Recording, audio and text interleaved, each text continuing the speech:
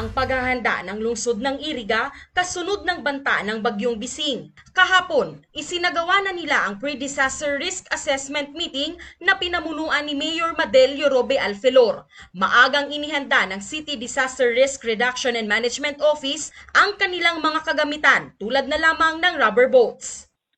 Preparations po kan sudma po. Nagkandak na po kita kang pre-disaster risk assessment kang sa to pong mga C-Dream Council members. So bago po, nagkandak na kita ni operational briefing para po duman sa mga i-deploy ta po na mga task forces under incident management team. Pansamantala rin munang inalis ang border control checkpoints. Kasabay nito, maigpit munang ipinagbawal ng Tourism Office ang lahat ng mountain and recreational activities. Ngunyan mga 3 p.m. po, makandak na po ang sa tuyang task force evacuar katupong preemptive evacuation.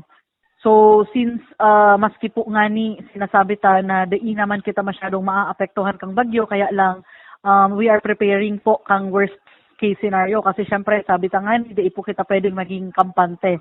Handa na rin ang task forces na binuo nila. Sa tuya pong mga task force search and rescue, i-deploy ta po sa mga areas. May saro pong i-deploy kita sa Zeferino Arroyo High School sa San Agustin para po i-cater ito pong mga landslide prone barangays. Then, igwaman po kita digding i-deploy sa San Juan Barangay Hall para po mag-cater duman po sa satuyang new road ng mga barangays.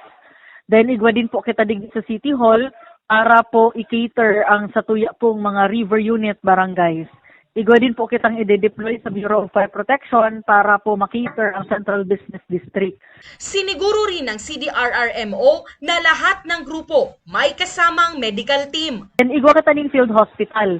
Digdi po yan nakabase sa Satuyang City Hall para po if ever na usually po kasi kapag flood baha na, daita na tulos-tulos na ita-transport sa satuyang mga hospital. So kaya nagkaigwa po kita ng field hospital, igdi po sa City Hall, just in case lang po na dai kaya nun na makaabot naman sa hospital. Igwa din po kitang naka-deploy na team po sa Mediatrix Hospital para magsabat kang sa satuyang mga naka-rubber boat if ever.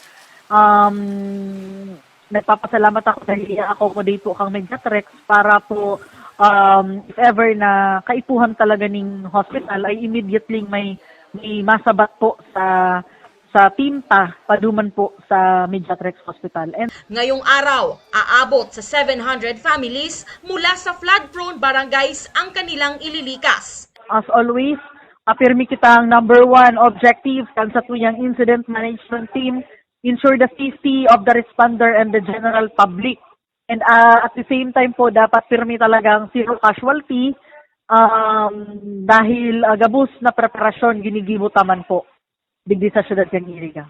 Target ng LGU ang zero casualty kaya abiso nila itawag sa kanila ang anumang insidente upang kanilang maaksyonan. As always, apirmi kitang number 1 objective kan sa tuyang incident management team, ensure the safety of the responder and the general public.